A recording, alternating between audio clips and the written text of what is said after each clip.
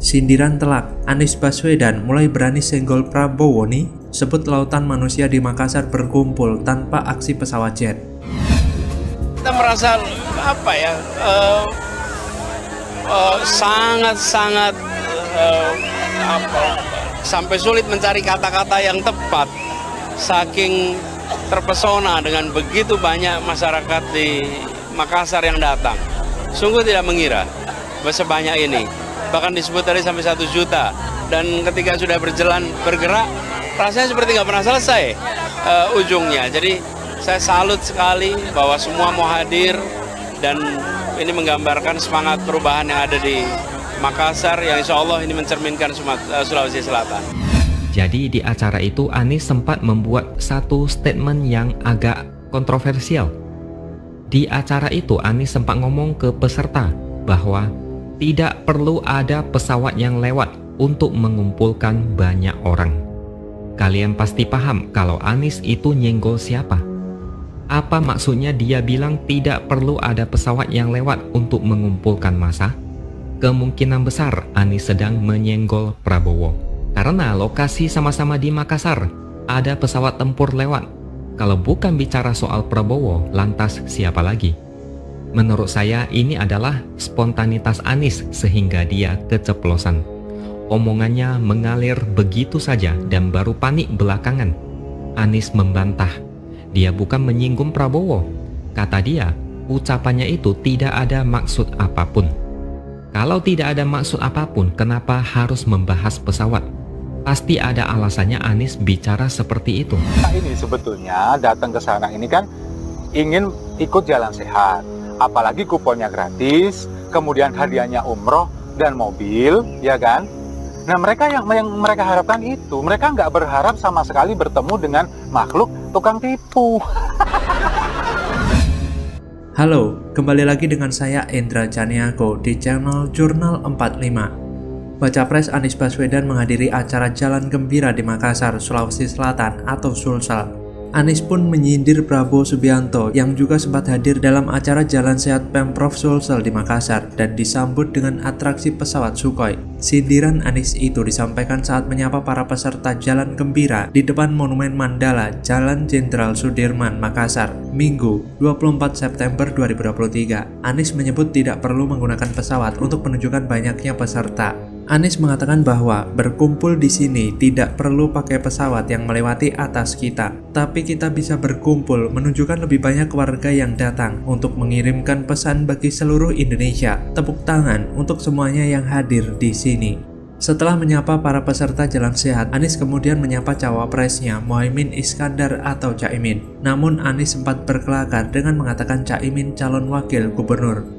Anies kemudian kembali menyapa para peserta Jalan Gembira. Dia menekankan bahwa kehadiran mereka adalah pertanda untuk berjuang dalam memperbaiki Indonesia di masa mendatang. Anies juga menyampaikan bahwa berkumpul dalam suasana gembira, namanya Jalan Gembira.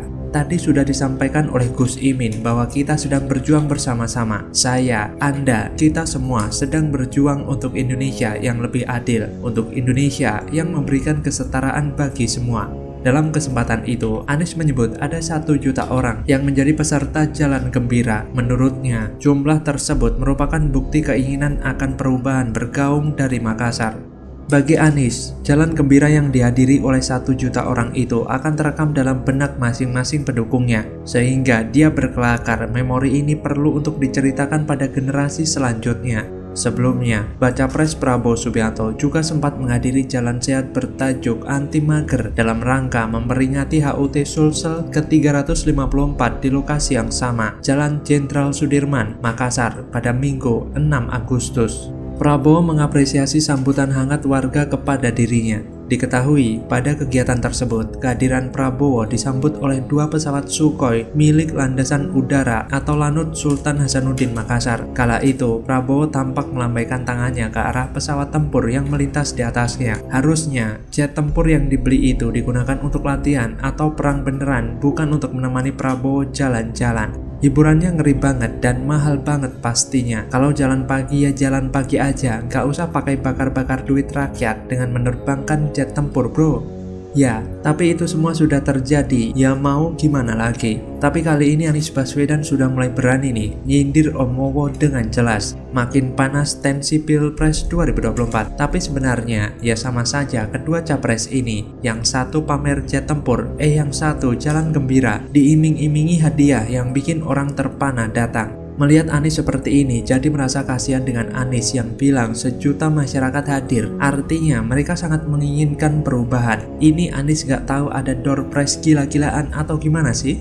Jangan-jangan gak tahu sehingga dia pikir masyarakat yang datang adalah berdasarkan hati nurani karena kepingin ketemu Anies. Kasihan banget dengan mereka ini. Justru masyarakat membludak karena ada hadiah besar, ada mobil, umroh, motor, dan lain-lain. Siapa yang tidak tergiur? Kupon-kupon model begini dulu juga banyak beredar, memancing keramaian lewat iming-iming sesuatu. Coba kalau datang seikhlasnya tanpa hadiah, ada berapa banyak yang datang? Keramaian saat acara tidak akan menjamin kemenangan. Itu cuma penggiringan opini yang tidak berefek banyak, cuma kelihatan keren aja. Dananya dari siapa ya? Hadiahnya gede loh. Ya, apapun itu yang mereka lakukan tetap saja yang paling menarik ialah keberanian Anies Baswedan yang menyentil Prabowo Subianto tanpa jet tempur banyak yang kumpul. Wah, nggak takut kena gebrak meja, Nis? Keyakinan Adian Napitupulu tak gentar walau dikeroyok seperti Jokowi di 2014. Ungkap dengan cara ini, optimis peluang kemenangan Ganjar di 2024. Prabowo siap-siap KO. Maka kalau ada partai merapat ke salah satu titik, menurut saya itu hak politik mereka. Dan buat kita, buat kami yang sudah mendeklarasikan, tentu ini bagian dari ikhtiar kita untuk berkomunikasi secara baik yang sudah mendukung maupun yang belum, dan suasananya masih sangat cair sekali. Jadi menurut saya itu biasa-biasa saja. Dan kisah ini pun pernah terjadi pada saat 2014 kalau tidak salah ya, saat itu yang mendukung lawannya Pak Jokowi itu juga sama, mereka semua berbondong-bondong ke sana. Dan kejadian ini kita catat dalam perjalanannya dan selalu ada dinamika yang berubah. Jadi buat saya, ya saya ucapkan selamat bergabung. Ini suatu proses demokrasi yang biasa saja. Tidak malu-malu mengatakan bahwa kita adalah bagian dari tim dari pemerintahan yang dipimpin oleh Bapak Insinyur Haji Joko Widodo.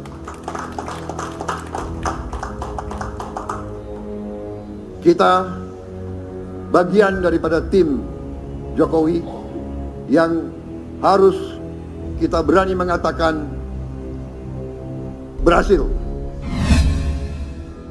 Halo, kembali lagi dengan saya Endra Caniago di channel Jurnal 45. Pengamat Andika Nurwin Maulana menilai bakal Capres Ganjar Pranowo tetap memiliki peluang besar untuk memenangkan Pilpres 2024 meski hanya didukung sedikit partai. Dia mengatakan kondisi Ganjar mirip dengan Joko Widodo pada Pilpres 2014, di mana calon dari Partai Demokrasi Indonesia Perjuangan atau PDIP mengusung Joko Widodo alias Jokowi yang hanya didukung oleh dua partai besar dan punya banyak pengalaman dalam pemilihan umum di Indonesia, yaitu PDIP dan Partai Kebangkitan Bangsa atau PKB. Sedangkan Pak Prabowo didukung oleh Partai Gerindra, Partai Golkar, PAN, PKS, dan PBB yang jumlah partainya lebih banyak daripada jumlah partai pendukung Jokowi. Namun dengan jumlah partai tersebut ternyata tetap dimenangkan oleh Jokowi pada Pilpres 2014. Andika menuturkan dukungan Partai Golkar dan Partai Amanat Nasional atau PAN kepada Pak Prabowo Subianto merupakan pergeseran besar peta kekuatan dalam Pilpres tahun ini. Sebab PAN dan Partai Golkar adalah partai besar, terutama Partai Golkar yang selalu berada dalam koalisi pemerintah. Menurut Andika, hal ini merupakan tantangan dan juga kesempatan kubu Ganjar Pranowo untuk mencari strategi dalam peningkatan figur Ganjar Pranowo ketika beberapa partai besar menjadi pendukung calon presiden lainnya. Andika membeberkan salah satu strategi kampanye yang digunakan Jokowi pada Pilpres 2014 adalah bagaimana cerita suksesnya dalam memimpin kota Solo dan Provinsi DKI Jakarta untuk mencalonkan menjadi presiden. Beberapa rencana program keberhasilan Jokowi di Kota Solo dan DKI Jakarta digunakan sebagai program yang sama untuk Pilpres. Namun tentu saja program-program keberhasilan tersebut dikemas dalam bentuk program tingkat nasional. Sehingga kata dia, masyarakat umum akan lebih mudah memahami, terutama masyarakat yang tinggal di Kota Solo atau Provinsi DKI Jakarta pada masa kepemimpinan Jokowi. Berbeda dengan Prabowo, yang mana masih kurang pengalaman dalam memimpin suatu daerah. Walaupun Prabowo didukung lebih banyak partai besar, hal ini menyebabkan banyak pertanyaan yang muncul. Seperti apa gaya kepemimpinannya Prabowo dalam memimpin Indonesia 5 tahun ke depan?